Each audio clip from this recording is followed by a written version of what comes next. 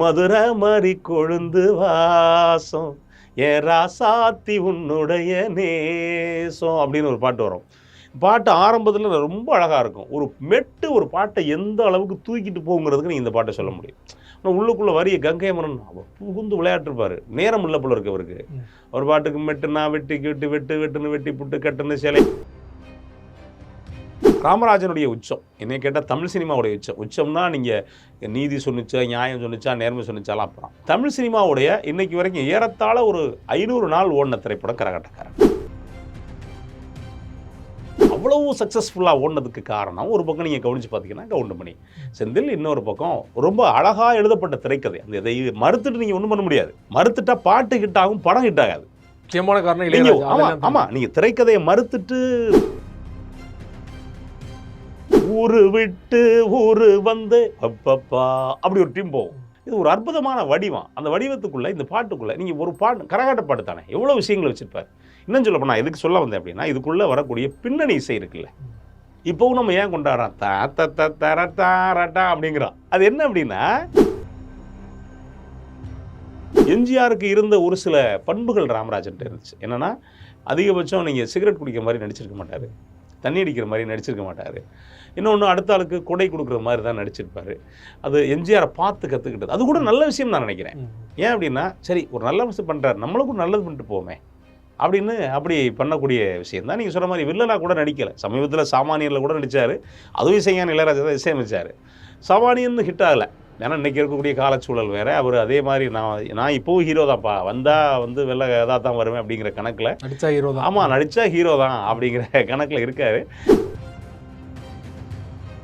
இது போன்ற எக்ஸ்க்ளூசிவான வீடியோக்களை தொடர்ந்து காண மீடியா சர்க்கிள் சேனலை சப்ஸ்கிரைப் பண்ணுங்க.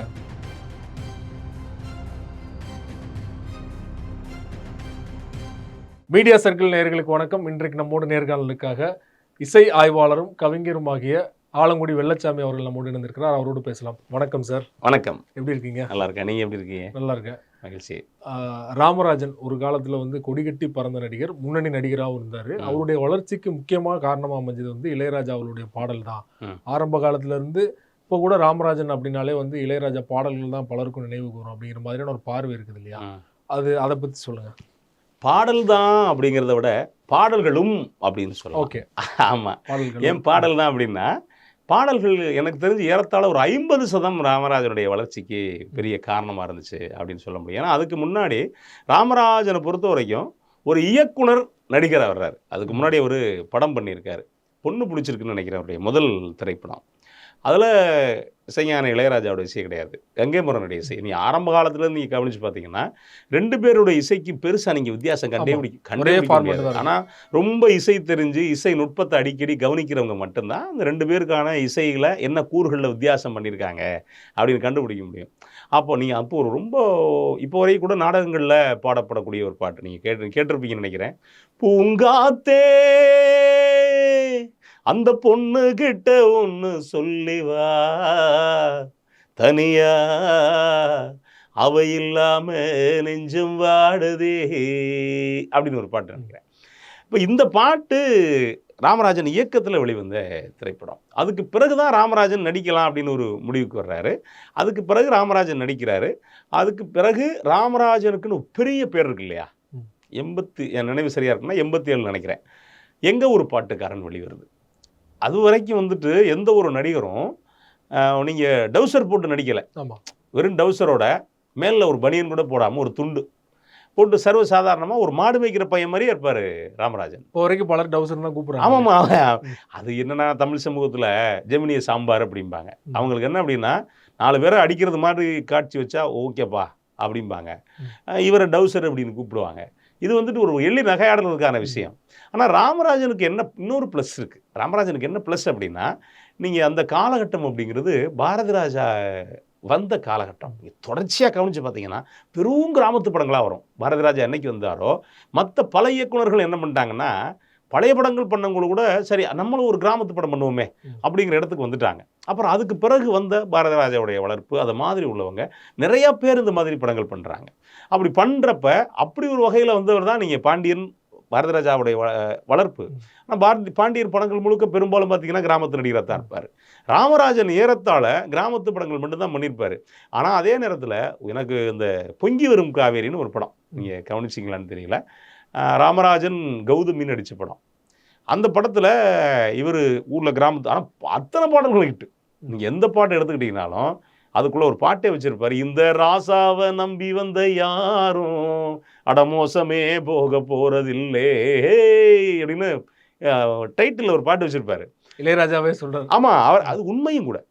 அது ஒன்றும் அவர் பில்டப் கூட சொன்னால் கூட அது உண்மை. ஏன்னா ஒருத்தர் நம்பி ஒருத்தர் நீங்கள் தாங்க எனக்கு பண்ணி கொடுக்கணும் அப்படின்னா அந்த காலகட்டத்தில் அவங்கள வந்து உயர்த்தி விட்டுருவார்.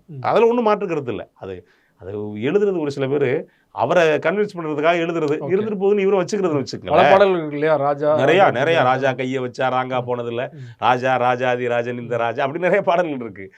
அப்போ என்னன்னா அந்த படத்தில் எல்லா பாட்டும் செம்ம ஹிட். ஒரு பாட்டுக்கு இன்னொரு பாட்டுக்கு ஒரு பெரிய கனெக்ஷனே வச்சிருப்பார். என்ன அப்படின்னா இந்த ஒரு பாட்டு என்ன, வெள்ளி கொலுசு மணி வேளான கண்ணு மணி சொல்லி இழுத்தது என்ன தூங்காம செஞ்சது என்ன அப்படின்னு ஒரு பாட்டு வரும். இதே பாட்டுக்கு இன்னொரு பாட்டில் வரும், தினமும் சிரிச்சு மயக்கி ஏன் மனசை கெடுத்த சிரிக்கி. அதுக்கு எதுக்கு அப்படின்னா ராமராஜன் கிராமத்துக்காரராக இருப்பார். திடீர்னு பார்த்தீங்கன்னா ராமராஜன் மாதிரியே தோற்றத்தில் ஒரு ஆள் விமானத்தில் இருந்து இறங்குவார். வந்து இறங்கி கோட்டு ஷூட்டு லிப்ஸ்டிக்கு இதெல்லாம். எனக்கு ராமராஜன் லிப்ஸ்டிக்கை பார்த்தா சிரிப்பு வந்துடும். இது வந்து இது எம்ஜிஆர் பாணி. எம்ஜிஆர் பார்த்தீங்கன்னா எம்ஜிஆர் சிவாஜி அந்த காலகட்டத்தில் தேவை ஏற்பட்டால் பென்சிலில் மீசையை வரைஞ்சிக்கிட்டு லிப்ஸ்டிக்கை போட்டு அப்படி ஜிகு ஜிகுன்னு வருவாங்க. ஆனால் அந்த காலகட்டம் மாறின பிறகு கூட ராமராஜனுக்கு சரி நம்ம ஒரு வித்தியாசத்தை காட்டுவோம், நம்ம ஒரு நகரத்தை ஆளுன்னு காட்டுவோங்கிறதுக்காக அந்த மாதிரி இந்த கோட்டு எம்ஜிஆர் மாதிரி அந்த ஒரு ஜிகு ஜிகுன்னு கோட்டுக்கிட்டலாம் போட்டு திடீர்னு விமானத்துலேருந்து வந்து இறங்குவார். இறங்கிட்டு ஊருக்குள்ளே பாட்டு பாடிக்கிட்டு இருப்பார். ஏற்கனவே வந்து காதலிய பாட்டு.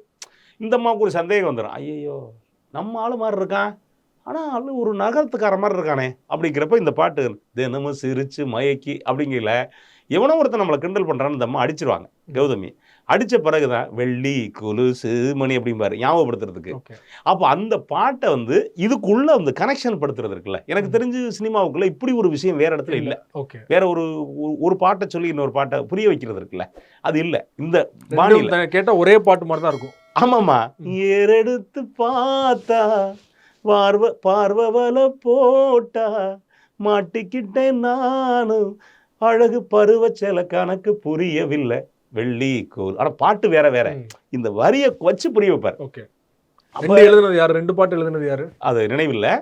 ஆமா, அப்ப அது என்ன அப்படின்னா இந்த பாடல்களுக்குள்ள இருக்கு இல்லையா, இந்த பொங்கிவரும் காவேரின்னு ஒரு படத்தை நீங்கள் பாட்டை சொன்னால் உங்களுக்கு தெரியும், ஆனால் படத்தை சொன்னால் அது தெரியாது உங்களுக்கு. அதிகபட்சம் இன்னைக்கு இருக்கக்கூடிய தலைமுறைக்கு தெரியாது.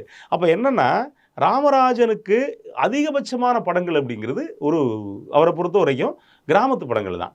இந்த மாதிரி ஒரு நகரத்து ஆளாக வந்தால் நமக்கு இப்போ வரை கூட எனக்கு கூட ஏற்றுக்க மனசு இல்லை. ஒருவேளை அவரை நம்ம அப்படி பார்த்துட்டோம். ஏன்னா ஒரு சில பேரை சினிமாவில் போலீஸாகவே பார்த்து பழகிருப்போம். இன்னும் ஒரு சில பேர் பாவப்பட்டவங்க இந்த புரோகிதரா வந்துடுவாங்க. 2 படத்தில் புரோகிதரா வந்துட்டா அவங்க சொல்லிடுறது, எப்பா நீங்கள்லாம் முடியெல்லாம் கட் பண்ணக்கூடாது, ஆமாம் தாடியை விட்டுருங்க அப்படின்னு. அவங்கள பார்த்தாலே நீங்கள் மயானத்தில் பார்த்தா கூட புரோகிதர் மாதிரியே தான் இருக்கும் உங்களுக்கு. கதை எழுதும் போதே இந்த கேரக்டர் இவருப்பா போலீஸ் ஜட்ஜு, அது பாவம். ஜட்ஜு கேரக்டர் வர்ற ஆட்கள்லாம் பாவம். ஜட்ஜு கேரக்டர் வச்சு விட்டுறது. அது மாதிரி தான் ராமராஜனுக்கு ஒரு 4 படம் பண்ண உடனே இவர் ஒத்து வராதுப்பா. இன்னொரு குரலும் அவருக்கு அந்த மாதிரி அப்படின்னு வச்சுக்கங்களேன். நீங்கள் ஆரம்பத்திலேருந்து கவனித்து பார்த்தீங்கன்னா எங்கள் ஊர் பாட்டுக்காரன் ஓடுன எவ்வளோ பெரிய ரெக்கார்டுங்கிறீங்க. அதுவும் வந்து ஒரே பாட்டு 3 இடத்துல வரும். அன்னைக்கு அந்த பாட்டு வச்சு இன்னைக்கு எங்கள் ஊர் பாட்டுக்காரன் அவ்வளவு நீங்கள் எந்த தெருமுனையில் நீங்கள் எங்கே போனாலும் எங்கள் ஊர் பாட்டுக்காரன் பாட்டு ஓடும். அதுலேருந்து தான் அவருக்கு டவுசரு அப்படிங்கிற ஒரு பேரை வர ஆரம்பிச்சிச்சு. அதுலேருந்து தான் அவருக்கு ராமராஜன் ஒரு ஹீரோ அப்படின்னு மக்களுக்கு எல்லா இடத்துக்கும் தெரிய ஆரம்பிச்சிச்சு. செண்பகமே பாட்டு கூட. ஆமாம், செண்பகமே தான் வந்து 3 இடத்துல வரும். ஒரு தடவை சுனந்தா பாடியிருப்பாங்க, ஒரு தடவை மனோ பாடியிருப்பார், ஒரு முறை இவங்க பாடியிருப்பாங்க அசாபன்ஸில். அப்போ வந்து 3 இடத்துல அந்த பாட்டு வரும். அப்போ ஒரு ஒரு கலைஞனுக்கு முக்கியமான முகவரி என்ன அப்படின்னா பாட்டு. சினிமாவை பொறுத்த வரைக்கும் ஒரு கதாநாயகனுக்கான அடையாளம் அப்படிங்கிறது பாட்டு. அப்போ அந்த மாதிரியான பாடல்களை எக்கச்சக்கமாக கொடுத்துருப்பார். 1-2 படங்கள் தான் எஸ்.ஏ. ராஜ்குமார் பண்ணியிருப்பார். 1-2 படங்கள் சிற்பி பண்ணியிருப்பார். 1-2 படங்கள் வந்துட்டு கங்கை மரன் ஆரம்பத்தில் பண்ணியிருப்பார். மற்றபடி அதிகபட்சமான படங்கள் நீங்கள் கவனித்து பார்த்தீங்க அப்படின்னா இவர் தான் பண்ணியிருப்பார். இசைஞானி இளையராஜா தான் பண்ணியிருப்பார். அதுக்கடுத்து நீங்கள் அதுவும் இந்த படம் வந்த புதுசில் கவனித்து பார்த்தீங்கன்னா நம்ம ஊர் நல்ல ஊர், நம்ம ஊர் நாயகன், நம்ம ஊர் பூவாத்தா, எங்கள் ஊர் காவக்காரன், எங்கள் ஊர் பாட்டுக்காரன், இப்படி வரிசையாக வரும். இந்த இந்த பேட்டர்ன்லேயே படங்கள் வரும். அதுக்கு இன்னும் சொல்ல போனால் அந்த நான் கூட பல இடங்களில் சொல்லியிருப்பேன். இந்த இதுலேயே எங்கள் ஊர் பாட்டுக்காரன்லேயே ஒரு பாட்டு வரும். நான் ரொம்ப நீங்கள் இனிமையான பாட்டு என்னென்னா, மதுரை மாதிரி கொழுந்து வாசம் ஏ ராசாத்தி உன்னுடைய நேசம் அப்படின்னு ஒரு பாட்டு வரும். பாட்டு ஆரம்பத்தில் ரொம்ப அழகாக இருக்கும். ஒரு மெட்டு ஒரு பாட்டை எந்த அளவுக்கு தூக்கிட்டு போகுங்கிறதுக்கு நீங்கள் இந்த பாட்டை சொல்ல முடியும். ஆனால் உள்ளுக்குள்ளே வரிய கங்கை மரன் அவர் புகுந்து விளையாட்டுருப்பார். நேரம் இல்லை போல இருக்கு அவருக்கு. அவர் பாட்டுக்கு மெட்டுனா வெட்டி கிட்டு வெட்டுன்னு வெட்டி புட்டு கட்டுன்னு சிலையை கட்டி எட்டி வச்சு நடந்து விட்டு ஒன்று நான் விட்டு புட்டேன், என்ன மட்டும் பட்டு புட்டேன், ஒன்றை மட்டும் விட்டு புட்டேன், தாலி கட்ட மறந்து விட்டேன், எதையாவது போட்டு அடிச்சு விட்டார். இவரும் சரிப்பா நீ எழுதிட்டா நான் பாடுறேன்டான்னு போட்டு விட்டார். இருந்தால் கூட அந்த பாடல் அவ்வளோ ஹிட் ஆகுது. காரணம் என்னென்னா அந்த மெட்டில் இருக்கக்கூடிய அந்த இடம். அப்போ அது பாட்டை தூக்கிட்டு போகுது. அந்த மாதிரி பாடல்கள் ராமராஜனுக்கு ரொம்பவே தேவைப்பட்டுச்சு. அப்போ அந்த வகையில் தான் நீங்கள் கவனித்து பார்த்தீங்கன்னா அதே மாதிரி எங்கள் ஊர் காவக்காரன் படம் இது உங்களுக்கு பல பேருக்கு குழப்பமே வரும். என்ன பத்த ராசான்னு, என்ன பத்த ராசாவில் இந்த காட்சியா இல்லை இது நம்ம ஒரு நாயகனில் உள்ள காட்சியா இல்லை, இப்படியே நமக்கு ஒரு குழப்பம் வரும். என்ன காரணம்னா பேர் குழப்பம் வரும். அப்போ இந்த மாதிரி படங்கள் இருக்குல்ல, நீங்கள் ஒரு எங்கள் ஒரு காவக்காரனாக இருக்கட்டும், எங்கள் ஒரு பாட்டுக்காரனாக இருக்கட்டும், நம்ம ஒரு நாயகனாக இருக்கட்டும், இல்லை அதுக்கடுத்து செண்பகமே ஒரு படம். நீங்கள் ஏற்கனவே நம்ம என்னென்னா கரகாட்டக்காரன் படம் பார்த்துருப்போம். கரகாட்டக்காரனுக்கு முன்னாடி இன்னொரு கரகாட்டம் கோஷ்டி படத்தில் ராமராஜன் நடிச்சிருப்பார். அதான் செண்பகமே. ஆனால் அவர் கரகாட்டக்காரராக நடிச்சிருக்க மாட்டார். அதில் சில்க்கு கரகம் ஆடுவாங்க. சில்க்கு கரகம் பாடுவாங்க. இதே மாதிரி கரகார கோஷ்டி அந்த படத்துலேயும் இருக்கும். கங்கை மரனுக்கு என்ன சிறப்பு அப்படின்னா, ஒரு படத்தை பண்ணார் அப்படின்னா அந்த படம் லேக் ஆகாது. கருத்து இருக்கா இல்லையாலும் அப்புறம் நீங்கள் போய் உட்காந்தீங்க அப்படின்னா என்ஜாய் பண்ணிட்டு ஆமாம் 2.5 மணி நேரம் நீங்கள் ஜாலியாக அந்த படத்தை பண்ணிட்டு வரலாம். இத்தனைக்கே அவர் இயக்குனருக்கா பயிற்சி எடுத்தவரெல்லாம் கிடையாது, அவருக்கு அமைஞ்சது அது. அப்போ நீங்கள் அந்த படத்தில் நீங்கள் செண்பகமேலாம் அந்த ஒரு பாட்டு வரும். நீங்கள் தென்பழனி ஆண்டவனே தெய்வயான நாயகனே அப்படின்னு ஒரு பாட்டு வரும். அது எனக்கு பிடிச்ச ஒரு பாட்டு. ரொம்ப இன்னொரு படம் நினைக்கிறேன், படத்து பேர் நினைவில்லை. கம்மா கர ஓரம் கண்ணு ரெண்டும் தேடும் அப்படின்னு ஒரு பாட்டு. இன்னொரு பாட்டு வாசலிலே பூசணி பூ வச்சு புட்டா அப்படின்னு ஒரு பாட்டு. இன்னொரு பாட்டு நீங்கள் நல்லா இந்த பாட்டு எல்லாருமே இன்னைக்கு இருக்கக்கூடிய தலைமுறைக்கு இந்த பாட்டு தெரியும். நீங்கள் படம் பேர் கூட பாருங்க, நமக்கே படம் பேர் ஞாபகம் இருக்க மாட்டேங்குது. ஆனால் பாட்டு உங்களுக்கு பளிச்சுன்னு ஞாபகத்துக்கு வரும். இன்னொரு பாட்டு வரும், மஞ்சப்பொடி தேக்கையிலே என் நெஞ்ச தொட்டு தேய்ச்ச புள்ள தண்ணி தோடும் பாகமெல்லாம் இந்த கண்ணந்தோடும் காலம் எப்போ கண்ணனுக்கு நல்ல பதில் சொல்லு புள்ள. ஜாலியாக இருக்குங்க. ஆனால் ஒரு இலக்கியத்தரமான பாட்டு. குத்தாலச்சாரலுக்கு யோகமுறி குண்டுமல்லி பூவுக்கு ஒரு நேரமடி. என்னன்னா அதெல்லாம் குத்தாலத்தில் உள்ள தண்ணி உன்னை தொற்றுது, குண்டுமல்லி பூ அந்த கூந்தலை தொற்றுது, என்னால் தொடர்புள்ள பாத்தியா உன்னைய அப்படிங்கிற அந்த ஏக்கம் இருக்குல்ல, அந்த மாதிரி ஏக்கத்தை வெளிப்படுத்துகிற பாடல்கள், அந்த மாதிரி பாடல்கள் இருக்கும். இன்னும் சொல்ல போனால் ராமராஜனுடைய உச்சம் என்னை கேட்டால் தமிழ் சினிமாவுடைய உச்சம்னா நீங்கள் நீதி சொன்னிச்சா, நியாயம் சொன்னிச்சா, நேர்மை சொன்னிச்சாலாம் அப்புறம். தமிழ் சினிமாவுடைய இன்னைக்கு வரைக்கும் ஏறத்தாழ ஒரு 500 நாள் ஓடின திரைப்படம் கரகாட்டக்காரன். அதை இன்ன வரைக்கும் படம் இனிமேல் முறியடிக்கிறதுக்கான வாய்ப்பே கிடையாது. இப்போ இன்றைக்கி நான் பத்திரிகையில் பார்க்குறேன், வெற்றிகரமான 2வது நாள்னு போடுறாங்க. 3வது நாளே வெற்றியில் கொண்டாடிடுறாங்க. எனக்கு என்னன்னா இனிமேலுக்கு படம் வர்றதுக்கு முன்னாடியே வெற்றிகரமாக அப்படின்னு சொல்ல போகிறாங்களா அப்படின்னு தெரியல. இது 4 நாள் கழித்து பார்த்தீங்கன்னா இந்திய தொலைக்காட்சிகளில் முதல் முறையாக அப்படிங்கிறாங்க. ஆனால் என்ன அப்படின்னா ஒரு சினிமா 2 தீபாவளியை கடந்து ஒரு சினிமா ஓடுது அப்படிங்கிறப்ப அதுக்குள்ளே நீங்கள் பெரிய லாஜிக்கெல்லாம் நீங்கள் பார்க்கவே முடியாது. அது காரணம் என்னென்னா கங்கை மரனுடைய இயக்கமா அப்படின்னா ஆமாம். அதில் இப்போ பார்த்தீங்கன்னா கடந்த சில வருடங்களுக்கு முன்னாடி பார்த்தீங்கன்னா திட்டமிட்டு ஒரு தேட்டரில் ஓட வைப்பாங்க ஒரு படத்தை. அந்த மாதிரிலாம் இல்லை 2 வருடமாக சக்ஸஸ்ஃபுல்லாக ஓடின படம். ஆமாம், மதுரையில் ஏறத்தாழ 500 நாள் ஓடின படம். மக்கள் திரும்ப திருப்பி நீங்கள் ஒன்றும் இல்லை, இப்போ கூட நீங்கள் போய் படத்தில் உட்காந்து பாருங்களேன். இப்போ இன்னைக்கு மக்கள் வாழ்வியலை மாறிடுச்சு. இன்னைக்கு ஏறத்தாழ இந்த படம் வந்து இப்போ இன்னைக்கு 30 வருஷம் தாண்டிடுச்சு, 32 33 வருஷம் ஆச்சு. இப்போ போய் நீங்கள் அந்த கலாச்சாரமே மக்கள்கிட்ட கிடையாது. நீங்கள் இணையம் வந்துருச்சு. இன்னைக்கு நகரத்துக்கும் கிராமத்துக்கும் பெரிய வேறுபாடெல்லாம் கிடையாது. உங்கள் நகரத்தில் ஒரு மெட்ரோ சிட்டியில் என்ன கிடைக்குதோ, மெட்ரோ ட்ரெயினை தவிர்த்து, விமானத்தை தவிர்த்து மற்ற எல்லாமே நான் கிராமத்தில் கிடைக்குது. இணையம் கிடைக்குது. நீங்கள் தேவையானதை நீங்கள் உடனடியாக அந்த செய்தியை பார்க்க முடியும். முன்னாடியெல்லாம் நீங்கள் அந்த படம் வந்த காலகட்டத்தில் செய்தி எப்படி பரவும் தெரியுமா உங்களுக்கு? கடைவீதிக்கு யாராவது ஒருத்தன் சைக்கிள் எடுத்துகிட்டு போவான். கடைவீதிக்கே எல்லோரும் போக மாட்டான். ஒரு கிராமத்தில் 2 கடை 4 கடை இருக்கு இல்லையா, சைக்கிள் எடுத்துகிட்டு போவான். போகிறப்ப ஒரு சில பேர் பில்டப் பண்ணி பேசுவாங்க, பயங்கரமாக அதுன்னு பற்றி இது பண்ணிச்சு அப்படின்னு. ஒரு சில பேருக்கு தான் பேப்பர் படிக்க தெரியும். அவனை என்ன சொல்லுவாங்க, ஏய் சத்தமாக படி, டீ வாங்கி தரேம்பாங்க. இப்போ அவன் சத்தமாக படிச்சிருவான். சத்தமாக படிக்கிறத கேட்டுக்கிட்டு வந்து ஒரு சில பேர் சைக்கிள் எடுத்தான் அப்படின்னா அவன் பெரிய போஸ்ட்மேன் வேலையே பார்ப்பான். அவனுக்கும் படிக்க தெரியாது. வர்ற வழியில் தெரியுமா அவங்களுக்கு எம்ஜிஆர் அதை செஞ்சுட்டாரான் அப்படின்னு வந்துகிட்டே இருப்பான். காசு கொடுத்துல யாரும் பேச வைக்கல, அவனே வந்து அவனுக்கு எதுக்குன்னா அவன் பத்திரிகையை படிக்கிறது, நான் படிச்ச அத்தனை பேருக்கு முன்னாடி காட்டுறதுக்காக அவன் படிச்சுக்கிட்டு இருப்பான் தினசரியை.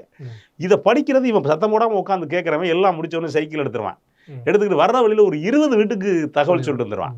அப்போ நீங்கள் எந்தவித இந்த மாதிரி இணையம் இல்லாத காலகட்டம், இந்த மாதிரி அறிவியல்கள் மக்களை போய் சேராத காலகட்டம், அந்த கட்டத்தில் வந்த ஒரு படம். அப்படி ஒரு படத்தை நீங்கள் இப்போ கூட நீங்கள் போய் போட்டு பாருங்களேன். சும்மா அந்த படம் ஓடுறதும் தெரியாது, முடியதும் தெரியாது. அவ்வளோ வேகமாக, அவ்வளவு கலகலப்பாக. ஒரு சின்ன சோகம் வந்துச்சுன்னா உடனே கவுண்டமணி செந்தில் வந்து அடித்து அந்த சோகத்தை காலி பண்ணிடுவாங்க நம்மளை. அப்போ அதுக்குள்ள நகைச்சுவையும் நீங்கள் கவனித்து பார்த்தீங்கன்னா அப்படி 100% பொருந்தி போயிருக்கும். இன்னொன்று இதுக்குள்ளே நான் சொல்ல வந்தது, இசைஞானி இளையராஜா. நீங்கள் அவரை கழிச்சிட்டு, கவுண்டமணியை கழிச்சிட்டு அந்த படத்தை நீங்கள் பார்க்கவே முடியாது. இந்த பாட்டை எடுத்துருங்களேன், கவுண்டமணியை செந்தில் தூக்கிடுங்க, கோவைச்சரலாவே, படத்தில் ஒன்றுமே இல்லை. நீங்கள் ராமராஜனை தாண்டி இன்னொரு ஹீரோ போட்டிருந்தா கூட இது படம் வெற்றி தான். என்னன்னு சொல்ல போனால் ஒரு கரகாட்ட கலைஞனாக ஒருத்தர் வந்தால் அவருக்கு கண்டிப்பாக நான் டான்ஸ் ஆட தெரிஞ்சிருக்கணும், கரகாட்டம் ஆட தெரிஞ்சிருக்கணும். நீங்கள் ராமராஜனை டான்ஸோட கவனிச்சு பாருங்க. கோவைச்சரலா வந்து ஆடுவாங்க, கோவைச்சரலாவுக்கு ஒரு நடனம் தெரியும். ராமராஜன் வந்து கரகத்தை வச்சுக்கிட்டு ரொம்ப முயற்சி பண்ணுவார். கங்கேபுரம் சொல்லிட்டார் போல இருக்கு, எப்பா நீ ரொம்பலாம் ஆடாத, நான் பார்த்துக்கிறேன் அப்படின்னு சொல்லிட்டாரு போல இருக்கு. ஆனால் ஒரு கரகம் ஆட தெரியாமலே, கரகம் இல்லை, நீ அடிப்படை தெரியாமலே ஒரு ஆள் கரகாட்டக்காரன்னு பேர் வச்சு நீங்கள் 500 நாள் ஓடி நீங்கள் தில்லானாமங்கலம்பாலில் சிவாஜி நாடசனம் வாசிச்சிருப்பார். வாசிக்கணுங்கிற அவசியம் இல்லை, வாசிக்கிற மாதிரி நடிச்சா எக்ஸ்பிரஷன் கொடுப்பாரு. அது நீங்கள் ஏன்னா அவர் வாசிக்க போகிறது இல்லை, பின்னணியில் தான் இசை வாசிக்க போகிறாங்க. ஆனால் தில்லானாமங்கலம்பால் ஆட தெரிஞ்ச இது நாட்டியம் ஆட தெரிய வேண்டிய பத்மினி நாட்டியம் ஆட தெரியணும். பின்னாடி வேற ஒரு ஆள் ஆட வச்சு பத்மினி எடுக்க முடியாது. இது வந்து காட்சி ஊடகத்தில் இருக்கக்கூடிய சிக்கல். ஆனால் அதையெல்லாம் யோசிக்காம கங்கைமரன் வா பார்த்துக்குவோம், இப்போ என்னது வா கட்டிக்குவோம், வா ஆடணும், ஆடிக்குவோம் வா அப்படின்னு சொல்லிட்டு ராமராஜனை விட்டு, ராமராஜன் ஏறத்தாழ 5-6 பாட்டு காட்டியிருப்பார். இதுக்குள்ள ஆரம்பத்திலேருந்து பாட்டு இவ்வளோ பாட்டு காட்டியிருப்பார். நீங்கள் ஒரு கரகாட்டத்துக்கான அந்த பெருசாக இருக்காது. கரகாட்டத்தில் உள்ள சிக்கல்கள் பெருசாக. நீங்கள் ஒரு கரகாட்ட கலைஞருக்கு உள்ள சிக்கல் எனக்கு தெரியும். ஏன் தெரியும் அப்படின்னா, நான் யதார்த்தமாக ஒரு பேர் சொல்லக்கூடாது, ஒரு கரகாட்ட கலைஞர், அவங்களுக்கு ஏறத்தாழ இன்றைக்கி ஒரு 55 வயசு இருக்கலாம், பேரன் பெரியாள் ஆகிட்டான். ஒரு பெண்ணுக்கு 20 வயசில் கல்யாணம் பண்ணிட்டா, ஒரு ஏறத்தாழ 40 வயசில் 42 வயசில் மகளுக்கு திருமணம் பண்ணிடுவாங்க. அப்போ 50 வயசில் பேரன் ஒரு 10 வயசில் இருப்பான். நான் கண்ணால் பார்த்த ஒரு காட்சி, ஒரு இடத்துல இப்போ எப்போவுமே ஒரு கரகாட்ட கலைஞனுக்கு துணையாக இன்னொருத்தர் வருவாங்க, அவங்களுக்கு அந்த உதவி செய்கிறதுக்காக. ஒரு சில இடங்களில் கணவன் வருவாங்க, ஒரு சில இடத்துல அம்மா வருவாங்க, ஒரு சில இடத்துல அப்பா வருவார், ஒரு சில இடத்துல அண்ணன் தம்பி வருவாங்க, யாராவது ஒருத்தர் வருவாங்க. எனக்கு என்ன அப்படின்னா, நான் இப்போ வரைக்கும் என்னால் வந்து கரகாட்டத்தையோ இல்லை வந்து ரெக்கார்ட் டான்ஸையோ என்னால் பொதுவெளியில் போய் பார்க்க முடியாது. ஏன் பார்க்க நான் தயங்குவேன் அப்படின்னா, நம்ம வீட்டில் என் தங்கச்சியோ என் மனைவியோ என் அக்காவோ அரைகுறை உடைகளை ஆடுனா நான் பார்க்க முடியுமா? என்னால் பார்க்க முடியாது. அப்போ நான் எப்படி பார்க்குறது அதை அப்படின்ட்டு நான் பெரும்பாலும் இது வரைக்கும் சின்ன வயசில் ஒரு வேலை பார்த்துருப்பேன், அதுக்கு பிறகு இப்போ வரைக்கும் நான் தவிர்த்துருவேன். அப்போ நான் பார்த்த ஒரு காட்சி, அந்த அம்மா வந்து ஆடுறாங்க, ஆடுறப்போ கூட துணைக்கு வந்திருக்கிறது பேரன். நீங்கள் கரகாட்டத்தில் குறவன் குறத்தி வேறு, கரகாட்டம் வேறு. குறவன் குறத்தி ஆடுறவங்க அரைப்பாவாடை கட்டி நெஞ்சில் போனால் கால்பாவாடை கட்டி ஆடணும். பேரனை உட்கார வச்சுக்கிட்டு உதவிக்கு ஒரு பெண் வந்து 50 வயசில் கரகாட்டத்தில் கால்பாவாடை கட்டிக்கிட்டு ஆடுறா அப்படின்னா அது காரணம் என்ன நினைக்கிறீங்க? அவளுடைய வறுமை. இந்த வறுமையை கரகாட்டக்காரன் சொன்னிச்சு அப்படின்னா எனக்கு சொல்லலை. அது அந்த படத்துக்கு கங்கைமரனுக்கு தேவையில்லாமல் கூட இருக்கலாம். ஆனால் அது இல்லைன்னா கூட அந்த திரைப்படம் அவ்வளவு சக்ஸஸ்ஃபுல்லாக ஓடினதுக்கு காரணம் ஒரு பக்கம் நீங்கள் கவனித்து பார்த்தீங்கன்னா கவுண்டமணி செந்தில், இன்னொரு பக்கம் ரொம்ப அழகாக எழுதப்பட்ட திரைக்கதை. அந்த இதை மறுத்துட்டு நீங்கள் ஒன்றும் பண்ண முடியாது. மறுத்துட்டா பாட்டு ஹிட் ஆகும், படம் ஹிட் ஆகாது. முக்கியமான காரணம் ஆமாம், நீங்கள் திரைக்கதையை மறுத்துட்டு எவ்வளோ படங்கள் இருக்குது. நான் ஆர் செல்வராஜுக்கு பல படங்கள் பண்ணியிருப்பாரு. பாட்டு செம ஹிட்டாக இருக்கும், படம் 10 நாள் தான் ஓடி இருக்கும். அப்படி ஒரு கதையும் உண்டு. ஆனால் நீங்கள் அந்த ஓட்டத்தில் எழுதப்பட்ட திரைக்கதை இருக்கு இல்லையா, அந்த திரைக்கதை இந்த படத்துடைய வெற்றிக்கு இன்னொரு காரணம். அதையும் தாண்டி இசைஞானி இளையராஜாவுடைய அந்த இசை இருக்குல்ல, இன்னும் தாண்டி அந்த எனக்கு என்னுடைய நினைவு சரியாக இருக்கும் அப்படின்னா, அவரை தவிர இப்போ வரைக்கும் நான் என்னால் சவால் விட்டு கூட சொல்ல முடியும், அவரை தவிர வேறு யாரும் இந்த படத்துக்கு பண்ண முடியுமானா பண்ண முடியாது. நீங்கள் இருக்கலாம், நீங்கள் கரகாட்டத்துக்கு ஒருத்தர் பண்ணலாமே ஒழிய அது கரகாட்ட பாட்டு மாதிரி இருக்கும், ஆனால் கரகாட்ட பாட்டாக இருக்குமான்னு இருக்காது. ஏன் அப்படின்னா இவருக்கு அந்த நேட்டிவிட்டி தெரியும். அந்த நேட்டிவிட்டியை வச்சு தான் அந்த இடம் ஜெயிக்குது. அதுக்கு முன்னாடி இருந்த எந்த ஒரு கலைஞனும் வந்துட்டு இது வேற யாரையும் நம்ம குறை சொல்கிறேன் அப்படின்னு யோசிக்க வேண்டியதில்லை. அதுக்கு முன்னாடி இருந்த எந்த ஒரு இசையமைப்பாளரும் கூட அவ்வளவு சரியாக கரகாட்டத்துக்கு பாட்டு பண்ணியிருக்க முடியுமானா முடியாது.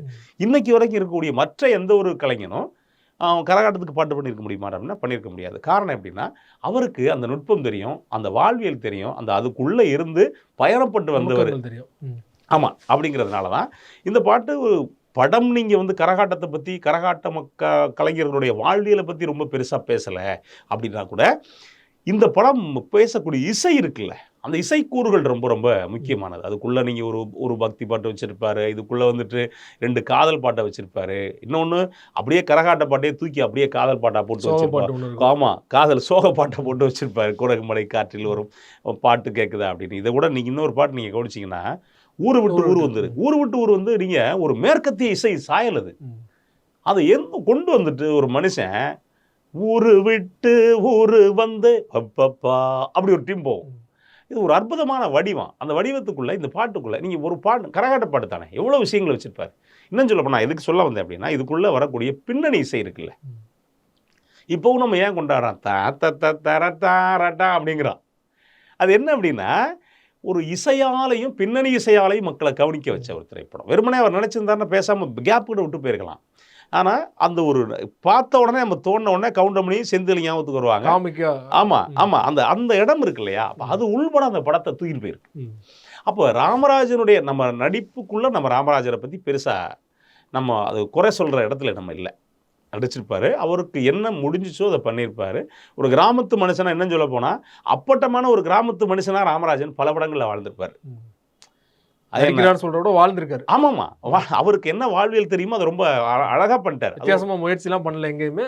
அவருக்கு வாய்ப்பே கிடைக்கல. அது ஒண்ணு இருக்குல்ல, அவருக்கு ஒன்றும் வாய்ப்பு கிடைக்கல. எல்லாரும் கூப்பிடுவாங்க, என்னங்க நீங்க கிராமத்து ஒரு விவசாயி, ரைட்டு பண்ணிடுவோம். அப்புறம் நீங்க என்னங்க கிராமத்துல ஒரு படிச்ச வாத்தியார் வீட்டு பிள்ளை, நீங்களும் படிச்சிருக்கீங்க, என்ன பண்ணணும், மக்களுக்காக போராடுறோம், ரைட்டு போராடிடுவோம். அப்புறம் இன்னொன்று, நீங்கள் கிராமத்தில் ஒரு சின்ன இந்த மாதிரி ஒரு கேரக்டர் பண்ண போறிய பண்ணிடுவோம், அவ்வளோதான். அதை வந்து ப்ராம்ப்டாக பண்ணியிருப்பார். இன்னும் சொல்ல போனால் நீங்கள் அந்த கரகாட்டை முடிச்சுட்டு இந்த கரங்காவை பார்க்க போகிற காட்சிகள்லாம் இருக்குல்ல, அதெல்லாம் ரொம்ப அற்புதமாக பண்ணியிருப்பார். அதே மாதிரி ஊர் விட்டு ஊர் வந்து இதே படத்தில் எனக்கு ஊர் விட்டு ஊர் வந்து படம் பண்ணாங்க.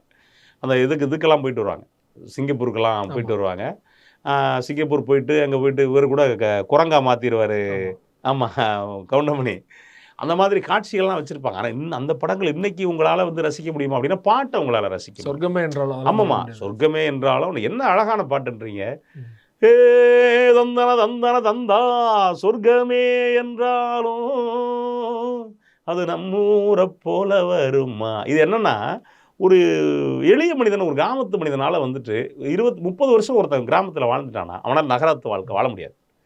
அந்த வாழ்க்கையை சொல்லக்கூடிய பாட்டு. அதுக்குள்ளே கங்கைமரன் எல்லா வேலையும் பார்த்துருப்பார், மாடு கன்று மேய்க்க, அப்புறம் வெத்தலையை போட்டு மாமா அதை கடிச்சு துப்ப ஒரு வழி இல்லையே அப்படின்னு இருப்பார். சிங்கப்பூரில் ஏன் எச்சியை துப்புறேன், துப்புறதெல்லாம் எங்கேயாவது எச்சி தொட்டி இருக்கு, அங்கே துப்பிட்டு போ. ஆனால் அது ஒரு ஜாலி, நம்ம அதை வந்து நம்ம குறைய வேணா சொல்லாமல் டீப்பாக போனால். ஆமாம்மா, வேண்டியதில்லை. அவர் அந்த நேரத்துக்கு அவர் எழுதிட்டார், இவர் இசையமைச்சிட்டாரு. ஆனால் அப்படி ஒரு அழகான பாடல். நீங்கள் எந்த பக்கம் நீங்கள் போய் பார்த்தீங்கன்னா கூட ஏறத்தாழ வில்லுப்பாட்டுக்காரன் படத்துக்கு பிறகு ராமராஜனுக்கு பெரிய ஹைக்கு அப்படின்னு சொல்ல முடியாது. அப்போ வில்லுப்பாட்டுக்காரன் கூட என்னென்னா இந்த மாதிரி இன்னொரு படம் பண்ணலாமான்னு பண்ண முயற்சி தான் அது. கரகாட்டக்காரன் மாதிரி இன்னொரு படம் பண்ணலாமா அப்படின்னு பண்ண முயற்சி தான் அது. வில்லுப்பாட்டுக்காரன் ஓடுனுச்சே ஒழிய கரகாட்டக்காரனில் கால்வாசியில் கூட ஓடலை. அப்போ நீங்கள் இந்த தொடக்கத்தில் உயரத்தை அவரால் அடுத்தடுத்த படங்கள் அடைய முடியல. யாரு? அதிகமான ராமராஜனா?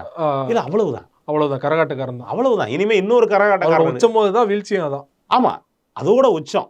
அதுக்கு பிறகு வந்து இங்கே வந்து இறங்கு முகம் தான் ராமராஜனுக்கு.